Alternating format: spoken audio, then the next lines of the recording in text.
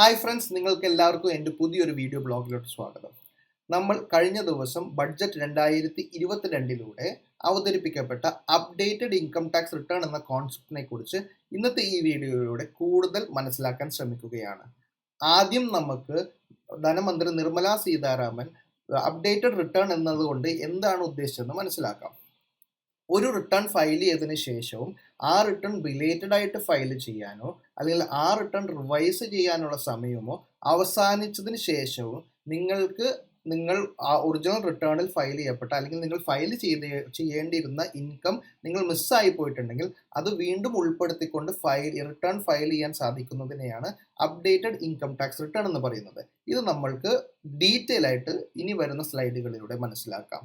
നമ്മളുടെ ഒരു financial year, അതായത് നമ്മളിപ്പോൾ നിലകൊള്ളുന്നത് 2021-22 ഫൈനാൻഷ്യൽ ഇയറിലാണ്. ഈ ഫൈനാൻഷ്യൽ ഇയർ എൻഡ് ചെയ്യുന്നത് 31/3/2022 ഈ ഫൈനാൻഷ്യൽ ഇയർ എൻഡ് ചെയ്തത് മുതൽ 6 മാസം 7 മാസം വരെയും, അതായത് 31/7/2022 ടാക്സ് ഓഡിറ്റ് ഇല്ലാത്ത വ്യക്തികൾക്കും ഇനി ബിസിനസ് പോലെയുള്ള സംരംഭങ്ങൾ നടത്തിക്കൊണ്ട് ടാക്സ് ഓഡിറ്റ് ബാധകമായ വ്യക്തികൾക്ക് 30/9/2022 അകത്തുമാണ് സാധാരണഗതിയിൽ ഒരു റിട്ടേൺ ഫയൽ ചെയ്യേണ്ട സമയം. ഈ സമയപരിധിക്കുള്ളിൽ നിങ്ങൾക്ക് ഇൻട്രസ്റ്റ് ഇല്ലാതെയും പെനാൾട്ടി ഇല്ലാതെയും നിങ്ങൾക്ക് നിങ്ങളുടെ ഇൻകം ടാക്സ് റിട്ടേൺ ഫയൽ ചെയ്യാൻ സാധിക്കുന്നതാണ്. എന്നാൽ ഈ സമയം കഴിഞ്ഞാലും നിലവിലെ ഇൻകം ടാക്സിൽ 31/3/2023, അതായത് ഒരു അസസ്മെന്റ് ഇയർ ആണത്. ആ അസസ്മെന്റ് ഇയർ കഴിയുന്നതുവരെ, അതായത് 2022 അവസാനിച്ച വർഷത്തിന്റെ 2023 മാർച്ചിന്റെ അകത്ത് നമുക്ക് ഓൾറെഡി ഫയൽ ചെയ്തിട്ടുണ്ടെങ്കിൽ ആ റിട്ടേണിലുള്ള മിസ്റ്റേക്കുകൾ റിവൈസ് ചെയ്യാൻ സാധിക്കുന്നതും, ഇനി ഓൾറെഡി ഡ്യൂ ടൈമിൽ ഫയൽ ചെയ്യാൻ പറ്റാത്ത വ്യക്തികൾക്ക് അവരുടെ ഇൻകം ടാക്സ് റിട്ടേൺ പലിശ നൽകിക്കൊണ്ടും പെനാൽറ്റി നൽകിക്കൊണ്ടും ഫയൽ ചെയ്യാൻ സാധിക്കുന്നതാണ്. ഇപ്പോഴും നിലവിലുള്ള ഇൻകം ടാക്സ് റിട്ടേണിൽ ഇത് സാധിക്കുന്നതാണ്. എന്നാൽ 31/3/2023 എന്ന വർഷം കഴിഞ്ഞു കഴിഞ്ഞാൽ നമ്മൾക്ക് ഇനി എന്തെങ്കിലും മിസ്റ്റേക്കുകൾ ഉണ്ടെങ്കിലും ഇനി അതല്ല ഫയൽ ചെയ്തിട്ടില്ല എന്നുണ്ടെങ്കിലും വീണ്ടും ഒരു റിട്ടേൺ ഫയൽ ചെയ്യൽ പ്രാവർത്തികമായിരുന്നില്ല.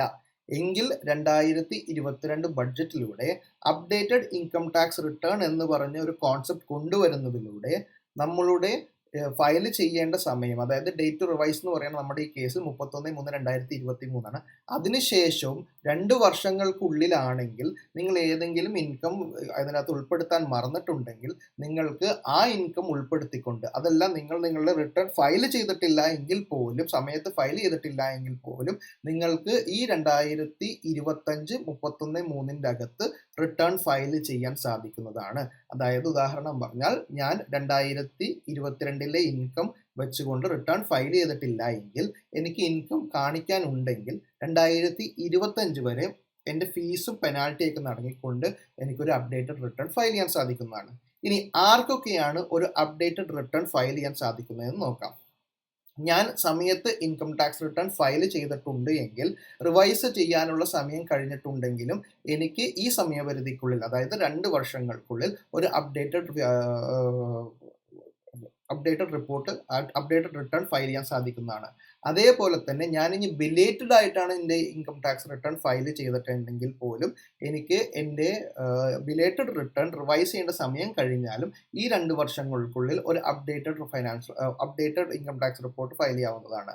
അതേപോലെ തന്നെ നിങ്ങൾ ഒറിജിനലി റിട്ടേൺ ഫയൽ ചെയ്തതിന് ശേഷം അല്ലെങ്കിൽ ബിലേറ്റഡ് ആയിട്ട് റിട്ടേൺ ഫയൽ ചെയ്തതിന് ശേഷവും നിങ്ങൾ 1 പ്രാവശ്യമോ 2 പ്രാവശ്യമോ നിങ്ങളുടെ റിട്ടേൺ റിവൈസ് ചെയ്തിട്ടുണ്ടെങ്കിൽ പോലും എനിക്ക് 2 വർഷങ്ങൾക്കുള്ളിൽ വീണ്ടും എൻ്റെ ഇൻകം കാണിച്ചുകൊണ്ട് ഒരു updated income tax return file ചെയ്യാവുന്നതാണ്. ഇനി അതേസമയം ഞാൻ എൻ്റെ ഇൻകം ടാക്സ് റിട്ടേണേ ഫയൽ ചെയ്തിട്ടില്ല എങ്കിൽ പോലും എനിക്ക് എൻ്റെ ഇൻകംകൾ കാണിച്ചുകൊണ്ട്, എൻ്റെ വരുമാനങ്ങൾ കാണിച്ചുകൊണ്ട് 2 വർഷത്തിനകത്ത് വീണ്ടും ഒരു അപ്ഡേറ്റഡ് റിട്ടേൺ ഫയൽ ചെയ്യാനുള്ള സൗകര്യം എനിക്ക് ലഭിക്കുകയാണ്.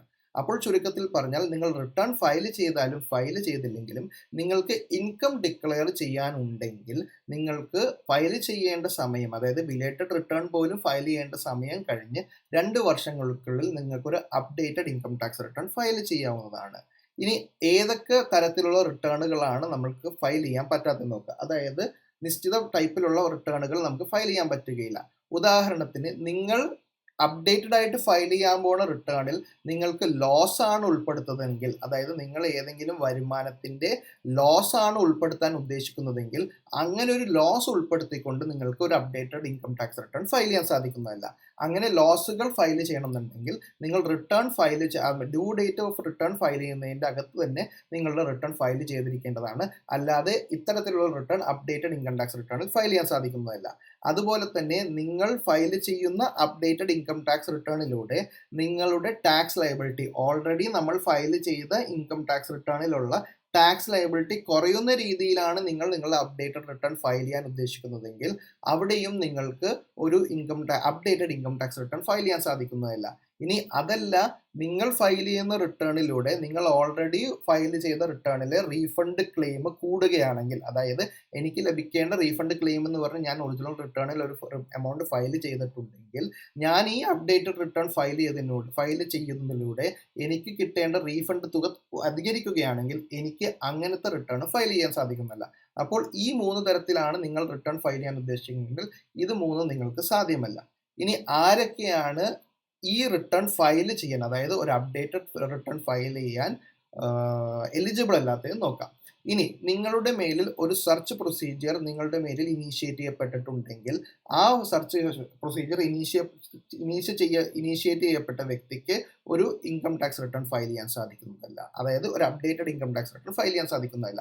അതുപോലെ തന്നെ നിങ്ങളുടെ മേലിൽ ഒരു സർവേ ഇനീഷ്യേറ്റ് ചെയ്യപ്പെട്ടിട്ടുണ്ടെങ്കിലും നിങ്ങൾക്ക് ഇതുപോലെ തന്നെ ഒരു updated income tax return file ചെയ്യാൻ സാധിക്കുന്നതല്ല. അതേപോലെ തന്നെ നിങ്ങൾക്കൊരു നോട്ടീസ് സർവ് ചെയ്യപ്പെട്ടിട്ടുണ്ട്, ഒരു ബുള്ളിയൻ അല്ലെങ്കിൽ വാല്യൂബിൾ വസ്തുക്കളുടെ കാര്യങ്ങൾ ചോദിച്ചുകൊണ്ടോ അല്ലെങ്കിൽ സീസ് ചെയ്തുകൊണ്ടോ നിങ്ങളുടെ മേലിൽ ഒരു നോട്ടീസ് ഇഷ്യൂ ചെയ്യപ്പെട്ടിട്ടുണ്ടെങ്കിലും നിങ്ങൾക്ക് ഒരു updated income tax return file ചെയ്യാൻ സാധിക്കുന്നതല്ല. അതേപോലെ തന്നെ നിങ്ങൾക്ക് ഒരു നോട്ടീസ് ലഭിക്കുകയും അത് മറ്റൊരാളുടെ അസസ്മെന്റായി ബന്ധപ്പെട്ടോ അല്ലെങ്കിൽ മറ്റൊരാളുടെ ഡോക്യുമെന്റ്സായി ബന്ധപ്പെട്ടോ ആണ് നിങ്ങളുടെ മേലിൽ ഒരു നോട്ടീസ് സർവ് ചെയ്യപ്പെട്ടിട്ടുണ്ടെങ്കിലും നിങ്ങൾക്ക് ഒരു updated income tax return file ചെയ്യാൻ സാധിക്കുന്നതല്ല. അപ്പോൾ ഈ 4 തരത്തിലുള്ള വ്യക്തികൾക്ക് ഒരു updated income tax return file ചെയ്യാൻ സാധിക്കുന്നതല്ല. ഇനി ഏതൊക്കെ വർഷങ്ങളിലാണ് updated income tax return file ചെയ്യാൻ സാധിക്കാത്തത് നോക്കാം. നമ്മളപ്പോൾ ഏതൊക്കെ ഇൻകത്തിന് അല്ലെങ്കിൽ ഏതൊക്കെ ടൈപ്പ് റിട്ടേൺ ആണ് അപ്ഡേറ്റഡ് ഇൻകം ടാക്സ് റിട്ടേൺ ആയിട്ട് ഫയൽ ചെയ്യാൻ പറ്റാത്തതെന്ന് മനസ്സിലാക്കി ആർക്കൊക്കെയാണ് നമുക്കൊരു updated income tax return file ചെയ്യാൻ പറ്റാത്തതെന്ന് നോക്കി. ഇനി ഏതൊക്കെ വർഷങ്ങളിലാണ് ഒരു updated income tax return file ചെയ്യാൻ പറ്റാത്തതെന്ന് നമുക്ക് നോക്കാം. നിങ്ങൾ ഏതെങ്കിലും ഒരു വർഷത്തിൽ ആ വർഷത്തിന്റെ updated income tax return already file ചെയ്തിട്ടുണ്ടെങ്കിൽ വീണ്ടും ഒരു അപ്ഡേറ്റഡ് റിട്ടേൺ നിങ്ങൾക്ക് ഫയൽ ചെയ്യാൻ പറ്റുന്നതല്ല. അതായത് 2022 അപ്ഡേറ്റഡ് റിട്ടേൺ ഫയൽ ചെയ്യാനുള്ള സമയപരിധി 2025 ആണ്. നിങ്ങൾ 24 ഒരു അപ്ഡേറ്റഡ് റിട്ടേൺ ഫയൽ ചെയ്തിട്ടുണ്ടെങ്കിൽ വീണ്ടും അതേ 2022 ഒരു അപ്ഡേറ്റഡ് റിട്ടേൺ 25 ഫയൽ ചെയ്യാൻ സാധിക്കുന്നതല്ല. സമയപരിധി കഴിഞ്ഞിട്ടുണ്ടെങ്കിലും സാധിക്കുന്നതല്ല. അതേപോലെ തന്നെ നിങ്ങളുടെ മേലിൽ ഏതെങ്കിലും ഇയറിലെ പ്രൊസീഡിങ്സ് പെൻഡിങ് ഉണ്ടെങ്കിൽ, അതായത് അസസ്മെന്റ്സോ റീഅസസ്മെന്റ്സോ ഒക്കെ നിങ്ങളുടെ ഏതെങ്കിലും ഒരു പെർട്ടിക്കുലർ ഫൈനാൻഷ്യൽ ഇയറിൽ പെൻഡിങ് ഉണ്ടെങ്കിൽ ആ പെർട്ടിക്കുലർ ഫൈനാൻഷ്യൽ ഇയറിന്റെ സംബന്ധിച്ച് ഒരു അപ്ഡേറ്റഡ് ഇൻകം ടാക്സ് റിട്ടേൺ നിങ്ങൾക്ക് ഫയൽ ചെയ്യാൻ സാധിക്കുന്നതല്ല. അതേപോലെ തന്നെ നിങ്ങളുടെ ഏതെങ്കിലും ഫൈനാൻഷ്യൽ ഇയറിന്റെ പ്രോസിക്യൂഷൻസ് നടക്കുന്നുണ്ടെങ്കിൽ ആ ഫൈനാൻഷ്യൽ ഇയറിന്റെയും ഇൻകം ഡിക്ലെയർ ചെയ്തുകൊണ്ട് നിങ്ങൾക്ക് ഒരു updated income tax return file ചെയ്യാൻ സാധിക്കുന്നതല്ല. അപ്പോൾ ഈ 3 തരത്തിലുള്ള കാര്യങ്ങൾ നിങ്ങളുടെ ഏതെങ്കിലും വർഷത്തിൽ പെൻഡിങ് ഉണ്ടെങ്കിൽ ആ പർട്ടിക്കുലർ വർഷത്തിന്റെ അപ്ഡേറ്റഡ് ഇൻകം ടാക്സ് റിട്ടേൺ നിങ്ങൾക്ക് ഫയൽ ചെയ്യാൻ സാധിക്കുന്നതല്ല. ഇനി നമ്മൾക്ക് ഒരു updated income tax return file ചെയ്യുന്ന സമയത്ത് എങ്ങനെയാണ് ടാക്സ് കമ്പ്യൂട്ട് ചെയ്യേണ്ടതെന്ന് നമുക്ക് മനസ്സിലാക്കാം. ആദ്യം നിങ്ങൾ എല്ലാ ഇൻകങ്ങളും ഡിക്ലെയർ ചെയ്തതിനു ശേഷം അതിൻ്റെ ഇൻകം ടാക്സ് കണക്കാക്കുക. എന്നിട്ട് സാധാരണ ഒരു റിട്ടേൺ ഫയൽ ചെയ്യുന്നത് പോലെ ഓൾറെഡി നമ്മൾ അടച്ച ടാക്സ് മൈനസ് ചെയ്യുക, which includes your advance tax. അതിനുശേഷം നിങ്ങളുടെ TDSും TCS എമൗണ്ട്സും നമ്മൾ മൈനസ് ചെയ്യുക. അതിനുശേഷം നിങ്ങൾക്ക് ഏതെങ്കിലും റിലീഫുകളൊക്കെ കിട്ടാനുണ്ടെങ്കിൽ നിങ്ങൾക്ക് റിലീഫുകളൊക്കെ മൈനസ് ചെയ്യാം. ആക്ച്വലി ടാക്സ് കമ്പ്യൂട്ട് ചെയ്യുന്നതിന് മുമ്പാണ് റിലീഫുകൾ മൈനസ് ചെയ്യേണ്ടത്. ഞാനൊരു ജനറലായിട്ട് ഇവിടെ ഇട്ടുന്നുള്ളൂ. അപ്പോൾ ടാക്സ് കമ്പ്യൂട്ട് ചെയ്യുന്നതിന് മുമ്പ് ടാക്സ് കമ്പ്യൂട്ട് ചെയ്ത് റിലീഫുകൾ എടുത്തതിന് ശേഷം ഓൾറെഡി അടച്ച ടാക്സുകൾ മൈനസ് ചെയ്ത് ഓൾറെഡി ഉള്ള TDS മൈനസ് ചെയ്ത് റിലീഫുകൾ മൈനസ് ചെയ്തതിന് ശേഷം നിങ്ങൾക്ക് വരുന്ന തുകയാണ് നിങ്ങൾ ഈ updated income tax return file ചെയ്യുമ്പോൾ നിങ്ങൾ അടയ്ക്കേണ്ട തുക. എന്നാൽ ഇതടക്കുമ്പോൾ നമ്മൾ ഇതിൻ്റെ മുകളിൽ ഇൻട്രസ്റ്റ്, അതായത് നമ്മൾ അഡ്വാൻസ് ടാക്സ് അടക്കാൻ ഡിലേ വന്ന 234(b)യും 234(c)യും ബിലേറ്റഡ് അഡ്വാൻസ് ടാക്സിന്റെ മുകളിലുള്ള ബിലേറ്റഡ് ആയിട്ട് അടച്ചതിന്റെ ഇൻട്രസ്റ്റ്, അതായത് അഡ്വാൻസ് ടാക്സ് അടക്കാൻ വൈകിയതിലുള്ള ഇൻട്രസ്റ്റും നിങ്ങൾ അടക്കേണ്ടതായിട്ട് വരും. കൂടാതെ നമ്മൾ ഒരു അഡീഷണൽ ടാക്സ് എന്ന് പറഞ്ഞൊരു എമൗണ്ടും അപ്ഡേറ്റഡ് ഇൻകം ടാക്സ് റിട്ടേണിനൊപ്പം അടക്കേണ്ടതാണ്. ഇനി നമുക്ക് അഡീഷണൽ ഇൻകം ടാക്സ് അല്ലെങ്കിൽ അഡീഷണൽ ടാക്സ് എങ്ങനെയാണ് കണക്കാക്കേണ്ടതെന്ന് നോക്കാം. അഡീഷണൽ ടാക്സ് കണക്കാക്കുവാൻ വേണ്ടിയിട്ട് നിങ്ങളുടെ ടോട്ടൽ മാർജിനൽ ടാക്സ് എടുക്കുക, അഡ്ജസ്റ്റഡ് മാർജിനൽ ടാക്സ് എടുക്കുക. അതായത് ഒറിജിനൽ റിട്ടേണിൽ നിന്ന് നിങ്ങളുടെ ഇപ്പോഴത്തെ റിട്ടേണിൽ എക്സസ് ആയി അടക്കേണ്ട ടാക്സ് തുക നിങ്ങൾ ആദ്യം കണക്കാക്കുക. ഇനി നിങ്ങൾ റിട്ടേൺ ഫയൽ ചെയ്യാത്തൊരു വ്യക്തിയാണെങ്കിൽ ഈ അപ്ഡേറ്റഡ് റിട്ടേണിലെ മുഴുവൻ ടാക്സും നിങ്ങളുടെ മാർജിനൽ ടാക്സ് ആണ്. ഈ മാർജിനൽ ടാക്സിന്റെ മുകളിൽ നിങ്ങൾ ഒരു പെർസെൻറ്റേജ് അടക്കുന്നതിനാണ് അഡീഷണൽ ടാക്സ് എന്ന് പറയുന്നത്. അപ്പോൾ ചുരുക്കത്തിൽ പറഞ്ഞാൽ ഈ അഡീഷണൽ ടാക്സ് എന്ന് വെക്കുന്നത് നിങ്ങൾ എക്സ്ട്രാ അടക്കുന്ന ടാക്സിന്റെ ഒരു പോർഷൻ ആകുന്നു അഡീഷണൽ ടാക്സ്. ഇനി അത് എത്രയാണെന്ന് നമുക്ക് നോക്കാം. കമ്പ്യൂട്ടേഷൻ ഓഫ് അഡീഷണൽ ടാക്സ് എന്ന് പറഞ്ഞിട്ടുണ്ടെങ്കിൽ നിങ്ങൾക്ക് റിട്ടേൺ ഫയൽ ചെയ്യേണ്ട സമയം അവസാനിച്ചത് മുതൽ 12 മാസത്തിന്റെ അകത്താണ് നിങ്ങൾ ഈ ഒരു അപ്ഡേറ്റഡ് ഇൻകം ടാക്സ് 24 മാസം വരെ നമുക്ക് ഫയൽ ചെയ്യാം. അപ്പോൾ 12 മാസത്തിന്റെ അകത്താണ് നിങ്ങൾ ഈ updated income tax return file ചെയ്യുന്നതെങ്കിൽ 25% ഓഫ് ആ നേരത്തെ പറഞ്ഞ ആ ഒരു എക്സ്ട്രാ ടാക്സ് ആണ് നിങ്ങൾ അഡീഷണൽ ടാക്സ് ആയിട്ട് അടക്കേണ്ടത്. അതേസമയം നിങ്ങൾ 12 മാസത്തിന്റെയും 24 മാസത്തിന്റെ ഇടയിലാണ് നിങ്ങൾ അടക്കുന്നതെങ്കിൽ എക്സ്ട്രാ പേ ചെയ്യുന്ന ടാക്സിന്റെ 50% അഡീഷണൽ ടാക്സ് എന്ന് പറയുന്നത്.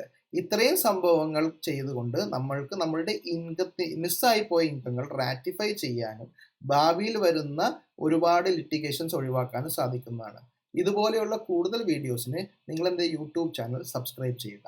Thank you.